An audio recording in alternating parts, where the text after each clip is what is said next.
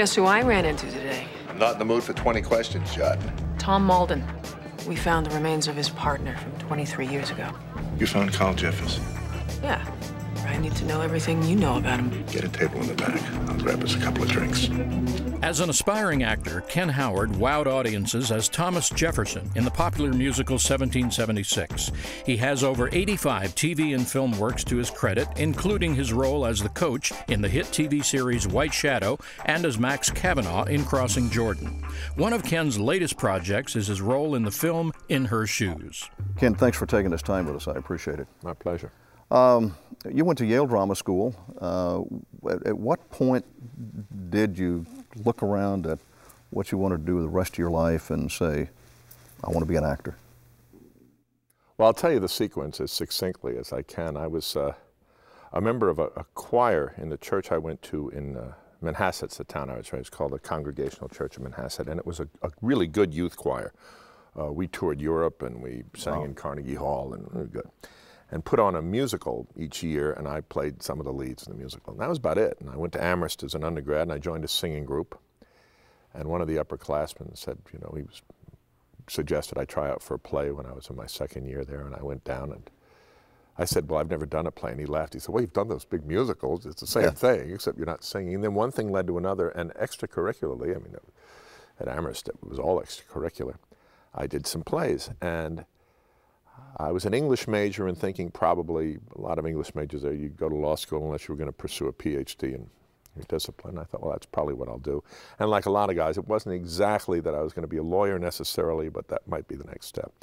And a man named Professor Boughton, who directed some of these things, said, you know, there's a fellowship to Yale that usually goes to musician, but it can also be an actor, and you might apply for it. And he was complimentary. You might want to look into this.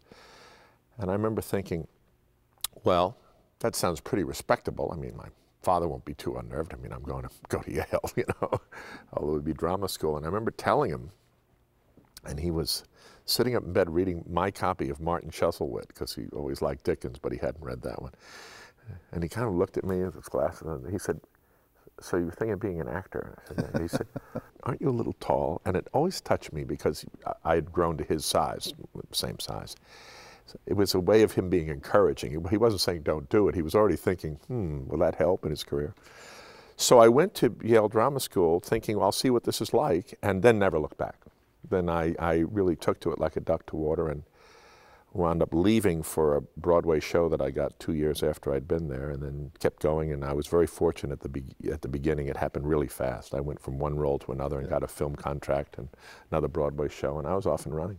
Is it fair to say White Shadow would have been an identifier or a real launching pad for you? Yeah, what happened was I did a series with, well, the film of 1776, Blythe Danner played Martha Jefferson, and we had already met each other on Broadway.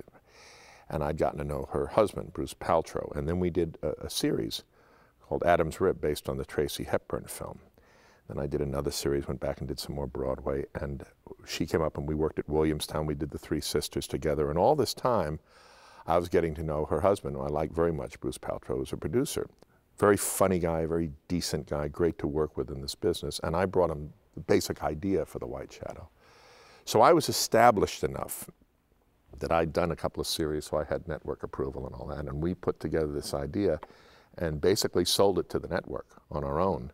It was our baby, our project. So not only were you the star, the coach, you were so one of the co-creators. Yeah, and when I went to Bruce, he was smart about it. He said, you know, the powers that be, they get real nervous about the actor as creator. He said, so you'll be the star, I'll be the creator, and we'll share the profit in it. I said, fine. And also, he did the great work on it. I brought him the premise, you know, which was an interesting premise, a guy who was a pro, who towards the end of his career takes on a job coaching in a ghetto school and gains their respect and deals with all that. There's that idea. And then he built it and cast it and all, and it was a real homemade project, very good-hearted, I think, and the network then, I think they could be a little more independent, at least at CBS. They didn't check what marketing, because marketing would have said, we don't know, we've never heard about anything like this. This was 1978, and it was a team that was going to be predominantly black ball players. as was the assistant president. This was a reach back then. And they gave it to us. And then we had always felt that if we could, which was a lot to hope for, we get critical acclaim and also acclaim from the sports press. It was a good sports show. They look like they really can play. And from the black or African-American, I think was a term coming in just then. But those three areas, and which we got.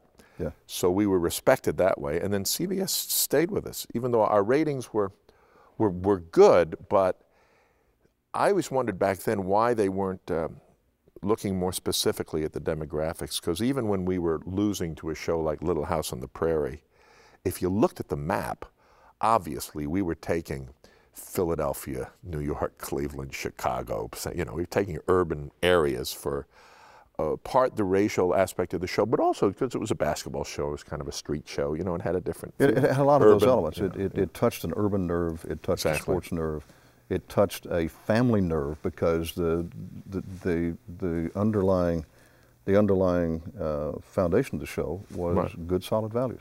So I think that'll be my epitaph. I mean, I think I'm more connected with that role than anything else. And I remember saying... So when people meet you, they probably Coach. say, "Hey, Coach." And I remember saying to Bruce early on, you know, or maybe he said it to me, that, look, if this is what you're identified with, why not? I mean, it was about as good a role model as I'd want to be, and even his first name was Ken. We kept it as close as... I played him a little bit more like Bruce Paltrow, a little bit more out of the side of my mouth, a little bit more with a New York accent, but that was pretty much me. It's from the Epistle of John, you know, that God is love. And it's the heart of my faith, period.